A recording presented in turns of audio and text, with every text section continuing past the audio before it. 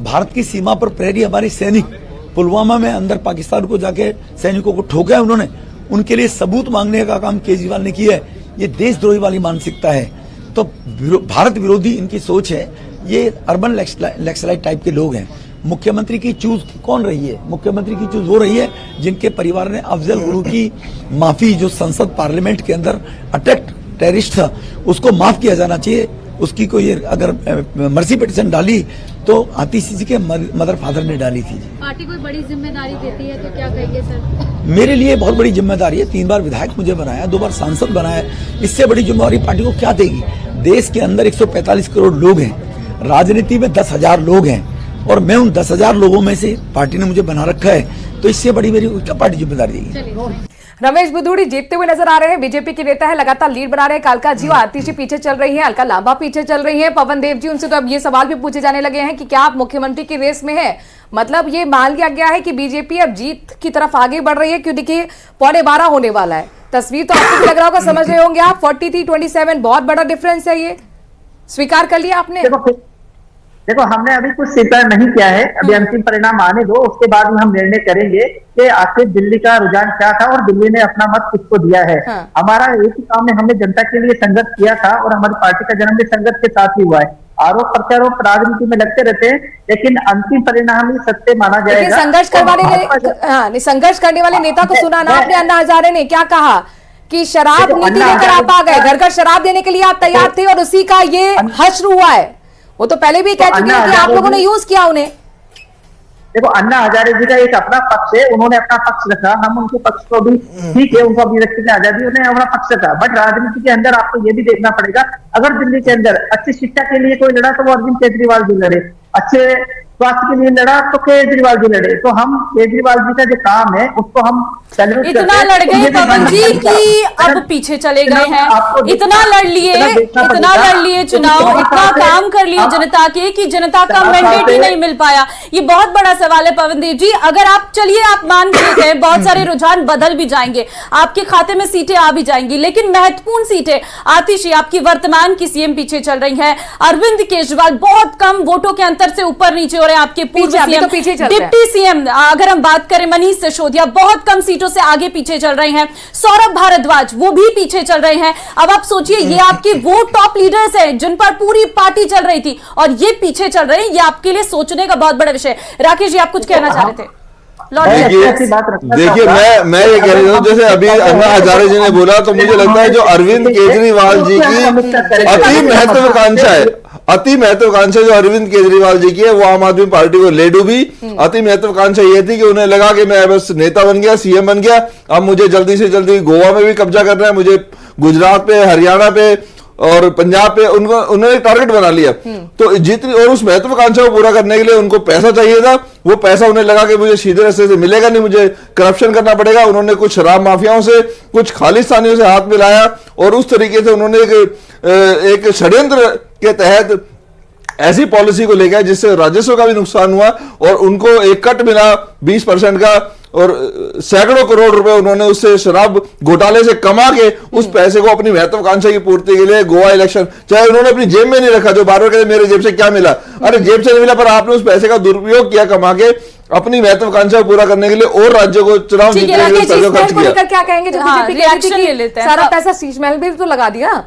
पवन Dev ji, reaction दीजिए जरा। आपने सुना राकेश जी का साफ तौर पर कहना है कि क्या स्थितियां रही, इस पर क्या कहेंगे?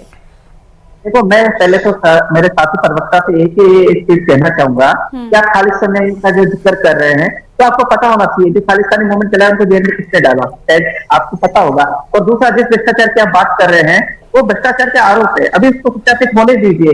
और आप ये बताइए, अडानी अंबानी जो कर रहे हैं वो क्या जाहिर नहीं है? आप जिस तरीके से केजरीवाल जी को टारगेट करने की कोशिश कर रहे हैं कि भ्रष्टाचार है, शीश महल है, ये बातें सारी चलती रहती है। रेफरेंडम 2020 का जो खालिस्तानी नेता थे, उनका खुद का लेटर मिला के गोवा हो, गुजरात हो, महाराष्ट्र हो, लंबी श्रृंखला है, त्रिपुरा से लेकर के मणिपुर तक के, असम तक के।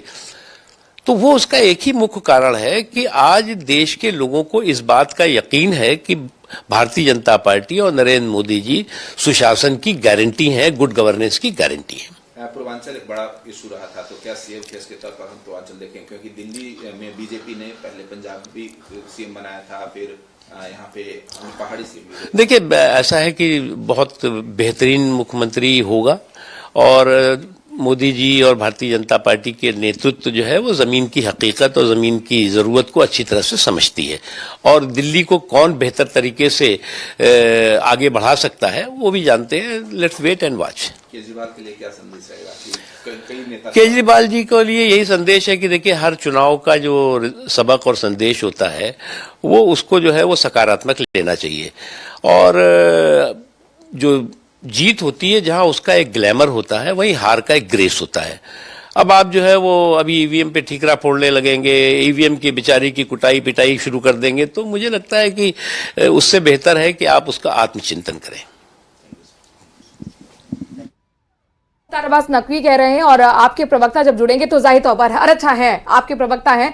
जरा अपनी बात है कि पवन देव जी वो कह रहे हैं कि एक ग्लैमर होता है जीत का अपना, लेकिन एक हार आपके लिए एक सबक भी लेकर आती है, लर्निंग्स लेकर आती है, तो बेहतर है कि आप आत्मचिंतन करें, मंथन करें, बताएं ईवीएम पे ठीकरा फोड़ने के। देखो, मैं एक ही चीज कह रहा हूँ आपको, अभी अंतिम परिणाम आने दीजिए। हमने जनता का जो भी मत होगा, अरे प्रभु, 12 होने को है, अभी भी आप उम्मीद कर रहे हैं?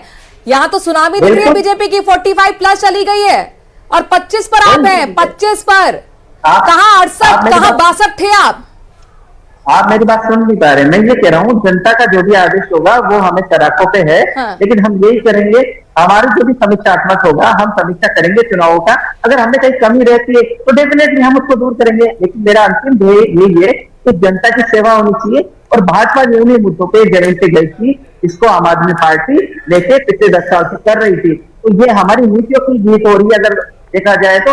बाकी ठीक है, साथी प्रवक्ता है, आज बोल रहे हैं, बोलने दीजिए। हम जब तक अंतिम परिणाम नहीं आ जाते, पवन देव जी आप बोले नीतियों की जीत कैसे, जरा क्लैरिफाई करें, डिस्क्राइब करें इसको। मुझे एक चीज बताइए, आज महिलाओं के सशक्तिकरण के लिए बात कर रहे थे केजरीवाल जी, भाजपा भी इस पर सहमति बनाती नजर आ रही है। स्वास्थ्य की बात करते हैं, भाजपा का घोषणा पत्र महिला वोटर कहाँ चला गया सर? देखिए, आप महिलाओं की बात कर रहे हैं। सुनिए, वो तो अंतिम परिणाम आएंगे उसके बाद तय करेंगे ना कौन सा वोटर किधर सीविंग हो रहा है। मुस्लिम वोटर कहाँ चला गया सर? वो जल्दीबाजी होगी ना, वो तो अभी थोड़ा अभी आप टिप्पणी नहीं करना चाह रहे हैं, अब सवालों का जवाब भी नहीं देंगे तो फिर कैसे बनेगी, कैसे डिबेट आगे बढ़ेगी? चलिए शैलेश जी आपके पास आते हैं। अब सुनामी चल रही है सर, सुनामी 45 प्लस चले गए, 40 की उम्मीद कर रहे थे आप, लेकिन 45 चले गए।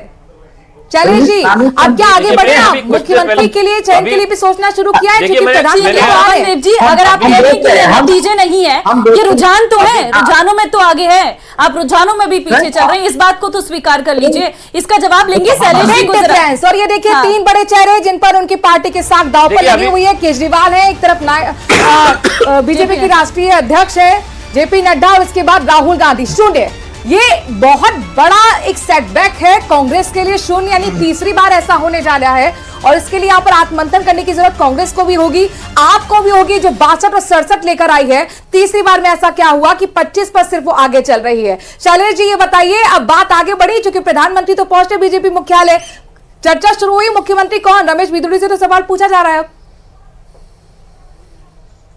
देखिए, जिस तरीके से मैंने आपके चैनल पर अभी 10 मिनट पहले ही कहा था कि जब कांग्रेस आम आदमी पार्टी के प्रवक्ता कह रहे थे कि परिणामों को आने दीजिए, मैंने कहा था 5 सीटें ऐसी हैं जिन पर आप 500 से कम से जीत रहे हैं, और वो 500 से कम की वाली 5 सीटें चेंज हो गई, और अभी हम 40 से 45 पर 30 से 25 तक आ गए। मैं निश्चित रूप से आपके चैनल पर कह रहा हूं कि हमारी जो जीत होगी वो 50 से अधिक सीटों पर होगी, जो हमने पहले वायदा किया था, क्योंकि दिल्ली की जनता को मालूम है कि काम कौन कर सकता है और किसके पास नेतृत्व मजबूत है। आज कांग्रेस के लोग भी